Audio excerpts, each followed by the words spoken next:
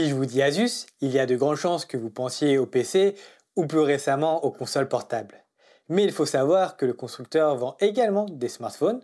D'ailleurs, on a le test du Zenfone 10, un smartphone compact et performant. Ici, on va plutôt aborder le bon gros smartphone bien puissant à destination des gamers. Salut, c'est Jason et il est temps que je vous donne mon avis sur le ROG Phone 8 Pro édition.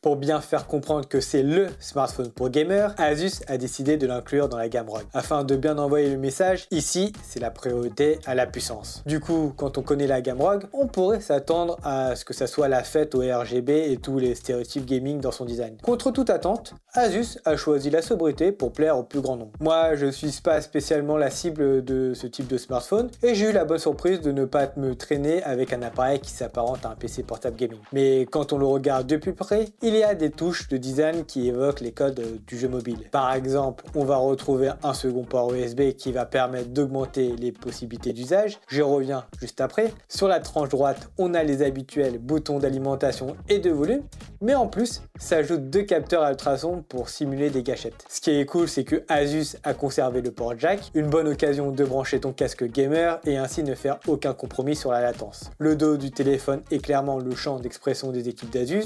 On retrouve un revêtement en plastique robuste qui supportera mieux les chutes et les rayures que du verre, et les équipes d'Asus ont eu la bonne idée de le faire mat, ce qui fait qu'il ne prend pas trop les traces de doigts. Et pour le fun, on a aussi un affichage de LED blanche qui va offrir tout un tas de fonctions. Par exemple, le logo ROG qui s'anime, pareil pour les notifications, appels, SMS et le niveau de batterie. Il y a aussi une animation pour la musique et des choses particulièrement pratiques pour la photo, comme par exemple un compte à rebours pour le minuteur. Bref, il y a tout un tas de possibilités et pour les plus motivés, Asus vous permet même de personnaliser cet élément. Dans le packaging, Asus offre une coque de protection. L'accessoire est bien conçu et elle améliore la prise en main car le téléphone est moins glissant avec. Le seul hic pour moi, c'est que ça donne un peu un côté plus épais, un peu comme les téléphones baroudeurs que l'on retrouve chez Caterpillar ou Crosscall. D'ailleurs, ça me permet de vous dire qu'on est plus sur un gabarit qui se rapproche du Galaxy S24 Ultra, très difficile à manipuler avec une seule main et plutôt lourd avec ses 225 grammes. Pour un smartphone qui se dédie aux jeux vidéo, Asus a tapé fort concernant son affichage. Le téléphone a un écran OLED de 6,7 pouces qui a un pic lumineux max de 2500 nits, ce qui en fait un des écrans les plus lumineux du marché. Franchement, en plein soleil, c'est du tout bon. La dalle est LTPO, c'est-à-dire que son taux d'image par seconde peut aller de 1 à 120 images. Gaming oblige, pour les jeux compétitifs comme Call of, on peut aller sur un mode 165 Hz pour encore plus de performance. Attention quand même, ce mode n'est pas pertinent partout. Par exemple, sur Genshin Impact, le jeu ne monte qu'à du 60 fps max, donc pas la peine de l'activer. Mon conseil, pensez à vous renseigner sur la liste des jeux supportés. Niveau autonomie, on a une batterie de 5500 mAh. En utilisation classique, c'est-à-dire appels, SMS, web, réseaux sociaux, YouTube et des sessions de jeu, le téléphone pourra tenir 2 jours. Si vous poussez vos sessions gaming sur la durée, comptez plutôt 1 jour et demi. La bonne nouvelle, c'est qu'on a un chargeur rapide fourni. Avec ce chargeur, on passe de 0 à 100% en seulement 39 minutes. Niveau puissance, comme tu t'en doutes, Asus a blindé ce ROG Phone 8 Pro. On a un Snapdragon 8 Gen 3, 24 Go de RAM et 1 Teraoctet de stockage. Asus a particulièrement travaillé son système de refroidissement pour éviter tout problème de chauffe. Et heureusement, puisqu'on est quand même sur un smartphone qui devra se montrer irréprochable dans de longues sessions de jeu. Du coup, je l'ai particulièrement éprouvé et je n'ai pas ressenti de chauffe ni de baisse de performance lors de mes longues sessions de jeu. Le ROG Phone 8 Pro dans sa version édition est livré avec l'Aero Cooler, un refroidisseur additionnel. En plus d'abaisser la température du ROG Phone de 20 degrés, ventilo à fond, l'accessoire permet de recharger le téléphone et fait office de manette d'appoint et lui ajoute 2 gâchettes supplémentaires. Comme tu t'en doutes, l'intégration des touches physiques n'est pas native dans les jeux.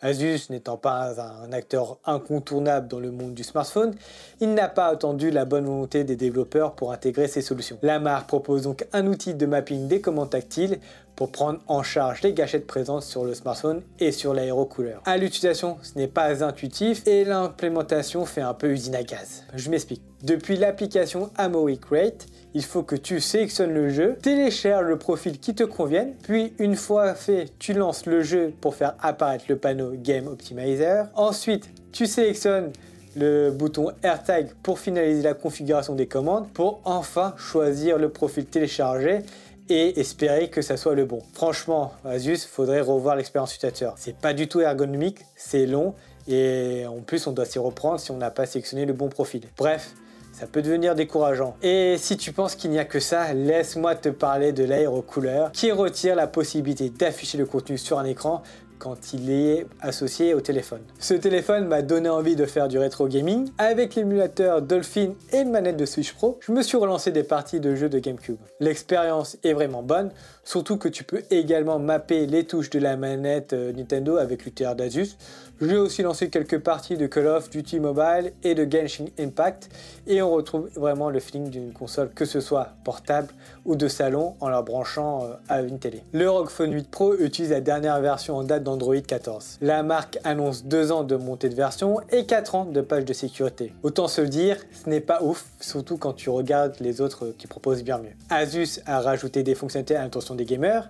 Déjà, on a le classique optimiseur de jeu. En plus de fermer les applications gourmandes et de bloquer les notifications, tu peux calibrer ton expérience. Soit tu pousses tout à fond pour avoir un max de FPS, ou soit tu peux opter pour une meilleure maîtrise des performances pour en gagner en autonomie. 2024 oblige, Asus communique pas mal sur l'intelligence artificielle. Celle que je veux retenir est IA Grabber. C'est une fonction d'aide pour les jeux. Grâce à un modèle de machine learning, le téléphone va utiliser la reconnaissance textuelle pour t'aider. C'est efficace, rapide et pas du tout intrusif. Côté photo, le ROG Phone était un peu décevant quand on le compare au smartphone haut de gamme.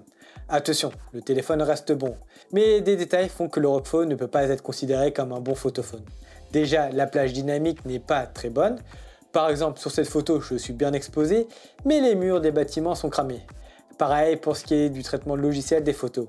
Le téléphone montre vite ses limites avec le zoom numérique. Par exemple, des artefacts sont très prononcés lorsqu'on l'on fait un zoom x10, là où un smartphone comme le Honor Magic 6 Pro, qu'on a pu essayer, s'en sort beaucoup mieux. Côté vidéo, la caméra selfie est bloquée en Full HD, et le pire, c'est qu'on est bloqué à du 30 images par seconde. C'est chaud quand même. À l'arrière, on est sur du 8K 24 fps et le gros problème c'est que je constate qu'il y a des saccades aléatoires que je ne parviens pas à expliquer, surtout au vu de sa fiche technique. J'espère qu'Asus aura vent de ce problème et pourra le corriger lors d'une future mise à jour parce qu'en l'état je ne peux pas vous recommander de filmer avec cette définition. Heureusement le mode 4K lui ne semble pas avoir cette difficulté. Asus avec ce ROG Phone 8 Pro Edition se vante d'être le smartphone gaming ultime. Clairement la promesse d'Asus est tenue. Le smartphone est puissant, il a une bonne autonomie, les ajouts logiciels sont pertinents et l'aérocouleur est utile. Par contre, si on met de côté l'aspect gaming, ce ROG Phone ne fait pas le poids face à la concurrence sur le suivi logiciel et la partie photo. À 1 500 €, cette version édition est trop chère. Là où 1 Tera de stockage peut avoir une réelle utilité, je reste sceptique en ce qui concerne la mémoire vive à 24 Go de RAM. En gros, si tu es gamer, je te conseille d'opter pour le ROG Phone 8 ou le 8 Pro si tu as besoin de plus de stockage et d'acheter l'aérocouleur en plus. En comptant cet accessoire vendu à 80 €, suivant le téléphone que tu auras choisi, tu en auras pour environ 1100 € ou 1300 €. En gros, pour résumer, si tu es gamer, la proposition mérite d'être considérée. Si ce n'est pas le cas, opte pour un modèle plus traditionnel. Voilà, c'est la fin de cette vidéo. N'hésite pas à me dire en commentaire ce que tu as pensé de ce ROG Phone 8 Pro. Est-ce que pour toi, Asus a raison de continuer dans cette voie ou bien il devrait plutôt se concentrer sur d'autres téléphones moins de niche? N'hésite pas à t'abonner à notre chaîne YouTube si ce n'est pas déjà le cas et à nous suivre sur les différents réseaux sociaux. D'ailleurs, tu peux également nous rejoindre sur Discord. Tu auras toutes les infos dans la description. Et si tu veux nous aider à poursuivre l'aventure Rester connecté, tu peux également cliquer sur le bouton rejoindre. Sur ce, moi je te dis à la prochaine et n'oublie pas, restez connecté.